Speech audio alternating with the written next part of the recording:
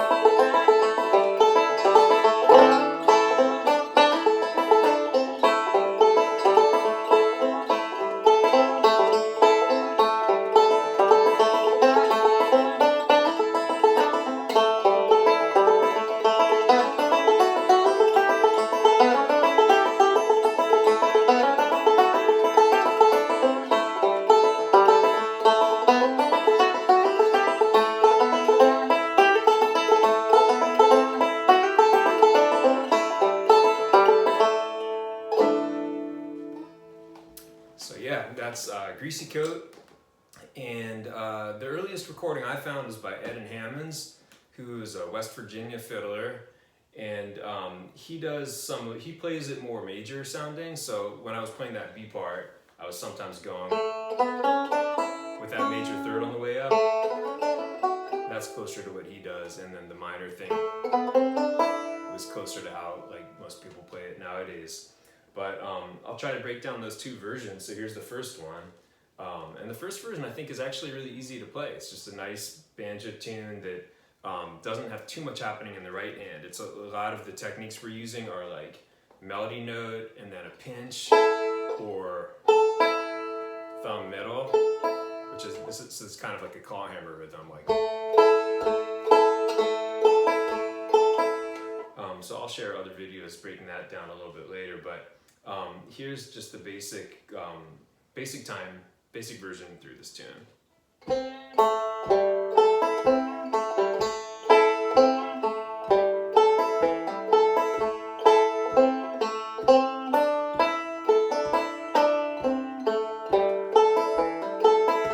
So we've got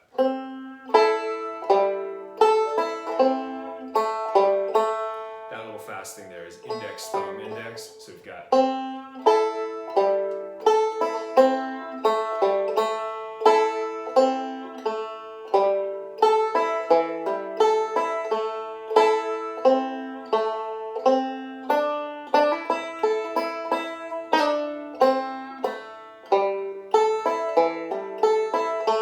that fast thing up there is just a full roll,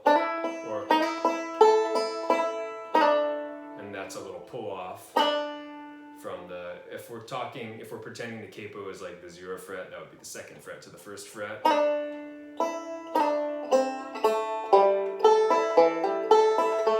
So that's the whole A part. You can, repeat that to get those notes, but basically I'm just playing 3rd fret for most of the notes. And then the B part is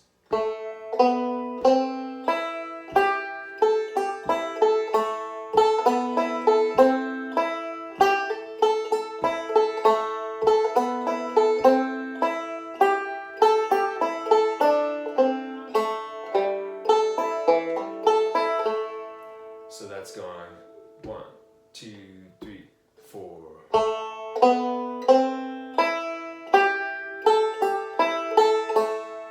That's a little forward roll up there. And then you land back like you're anticipating the downbeat again, so it gets syncopated after that. So it's going to be.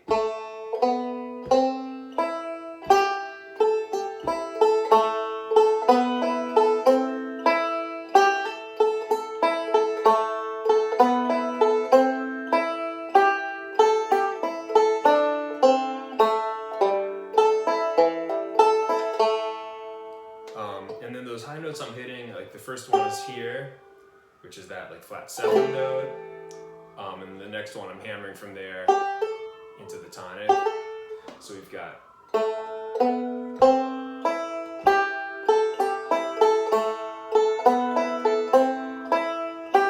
then that forward roll.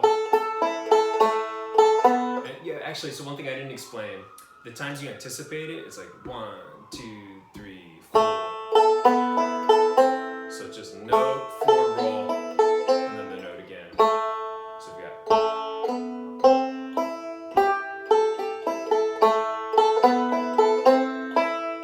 And again.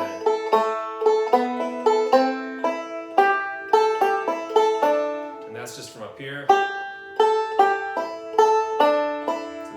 that first fret.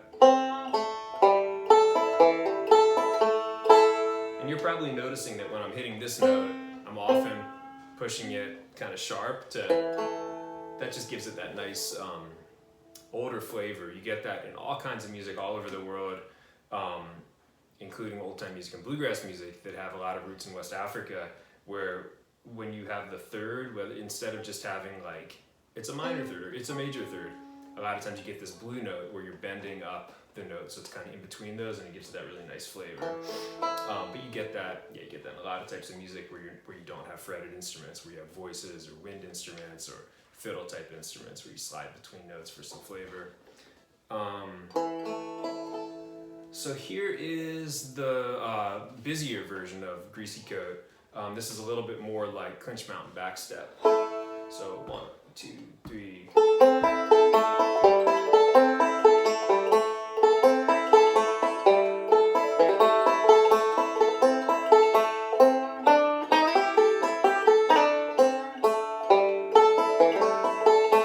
Starting on beat 4, 1, 2, 3.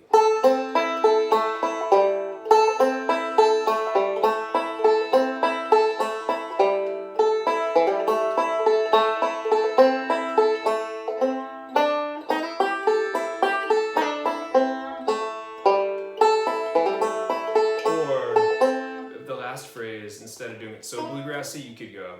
So 1, 2, 3.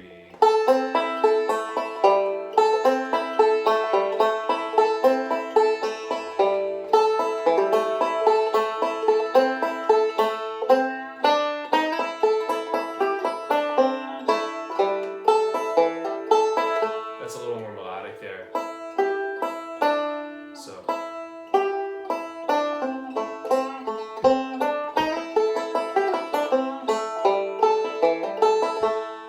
And then the B part, so that was all forward roll type stuff I was doing there. You can repeat that and catch it. The other thing is, if you want to get tab and notation for this stuff, go check out my Patreon. And if you subscribe there, you can get tab and notation for all these things I'm posting. Okay, so the B part here of the faster version, or the fancier version is 1, 2, 3.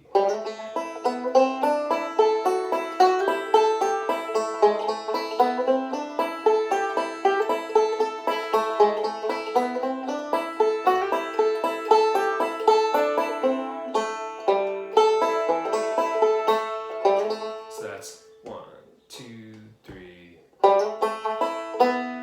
So you're going, when you hit the middle finger, you're going to come back with your index at that second fret, and then to this shape. So it's like.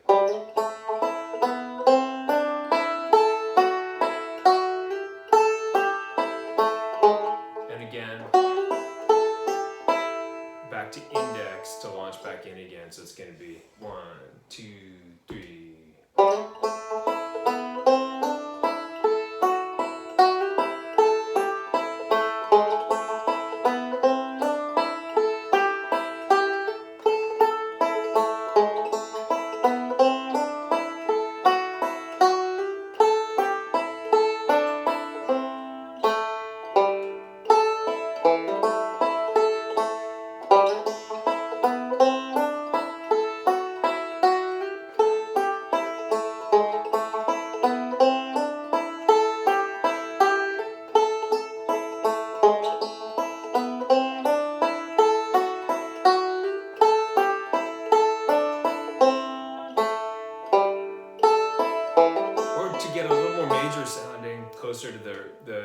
Hammond's version, you can go.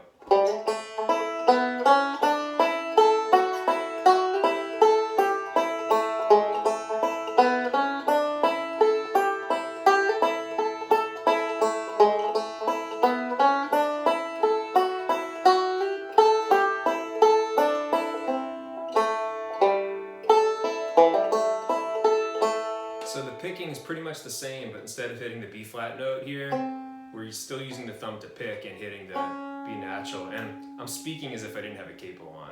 So if we're pretending we're in the key of G, we'd call that B flat, call that B natural.